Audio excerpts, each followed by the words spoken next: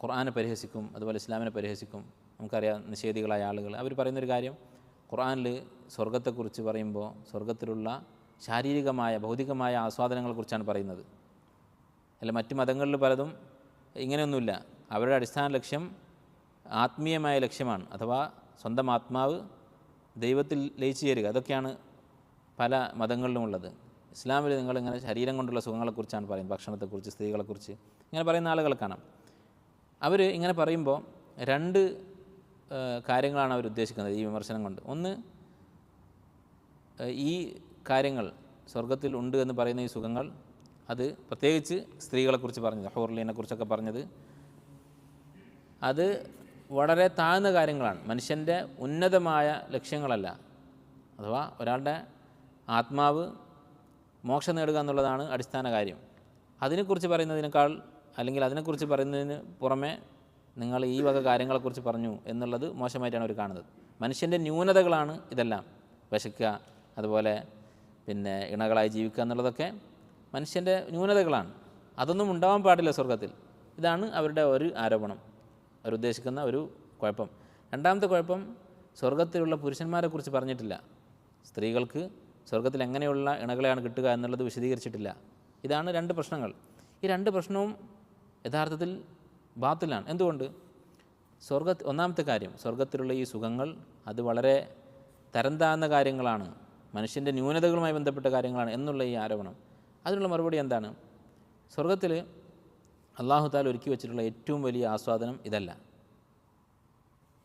എന്ന് മുസ്ലിമീങ്ങൾക്ക് എല്ലാവർക്കും അറിയാം. ഒരു ചെറിയ കുട്ടിയോട് നമ്മൾ ചോദിക്കുകയാണ്, നീ എന്തിനാണ് മദ്രസയിൽ പോകുന്നത്, എന്തിനാണ് ഖുർആൻ ഓതുന്നതെന്ന് ചോദിച്ചാൽ എന്താ പറയുക? അള്ളാഹിൻ്റെ വജ്ഹിന് വേണ്ടി എന്നാ പറയാം. അള്ളാഹിൻ്റെ വജ്ഹ് എന്ന് പറഞ്ഞാൽ എന്താണ്? അള്ളാഹുവിനെ കണ്ടുമുട്ടുക, അള്ളാഹുവുമായി നേർക്കുനേരെ സംസാരിക്കുക.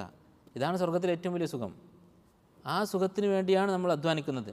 നീ എന്തിനാണ് നിസ്കരിക്കുന്നതെന്ന് ചോദിച്ചാൽ, ഒരു ഏറ്റവും ജാഹിലായ മുസ്ലിമായ ഒരു കുട്ടി അല്ലെങ്കിൽ ഒരു വയസ്സായ മുസ്ലിം സ്ത്രീ അവർ പോലും പറയില്ല എന്ത് സ്വർഗത്തിലെ മുന്തിരി കഴിക്കാനാണെന്ന്. ആരെങ്കിലും പറയുമോ? ഒരിക്കലും പറയില്ല. അള്ളാഹിൻ്റെ വജ്ഹ് എന്നേ പറയുള്ളൂ.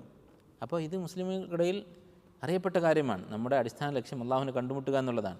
അങ്ങനെ തന്നെ കാണാൻ വരുന്നവർക്ക് അള്ളാഹു തആല അവിടെ അവൻ്റെ മാന്യതയ്ക്ക് യോജിച്ച സുഖങ്ങൾ ഒരുക്കി വെച്ചിരിക്കുന്നു, അത്രയേ ഉള്ളൂ.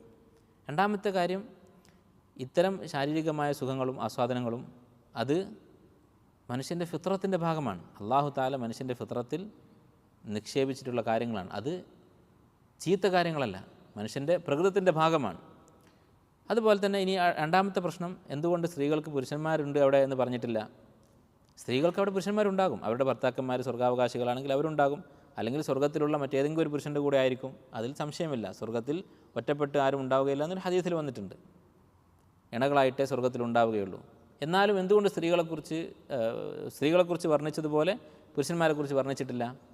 ഇതും തീർത്തും അടിസ്ഥാനരഹിതമായൊരു ചോദ്യമാണ്. നിങ്ങൾ ആലോചിച്ച് നോക്കൂ, ഈ ലോകത്തുള്ള സാഹിത്യ സൃഷ്ടികൾ, കവിതകൾ, കഥകൾ, പഴയകാലം മുതലുള്ള സാഹിത്യ രചനകൾ, ഇതിൽ എവിടെയെങ്കിലും പുരുഷന്മാരെ വർണ്ണിച്ച് ആരെങ്കിലും കേട്ടിട്ടുണ്ടോ?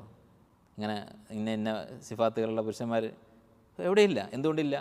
അതുതന്നെയാണ് ഇതിനുള്ള ഉത്തരം. അത് വായിച്ച് ആസ്വദിക്കാൻ ആളില്ല. കാരണം സ്ത്രീകൾ അത് ഇഷ്ടപ്പെടുന്നില്ല. സ്ത്രീകൾ അവരുടെ ലജ്ജ കാരണം അവർ പുരുഷൻ്റെ വർണ്ണനകൾ ആഗ്രഹിക്കുന്നില്ല. നമ്മൾ അങ്ങാടിയിൽ ഇറങ്ങിയാൽ നമുക്ക് സ്ത്രീകളുടെ ഇഷ്ടം പോലെ ഫോട്ടോ കാണാൻ പറ്റും. നമ്മൾ സോഷ്യൽ മീഡിയ തുറന്നാൽ, നമ്മുടെ ഫോൺ തുറന്നാൽ നമ്മൾ ആഗ്രഹിക്കാതെ സ്ത്രീകളുടെ ചിത്രങ്ങൾ കാണാം. ഇതുപോലെ പുരുഷന്മാരത് കാണാൻ പറ്റുന്നുണ്ടോ? എന്തുകൊണ്ട് പറ്റുന്നില്ല?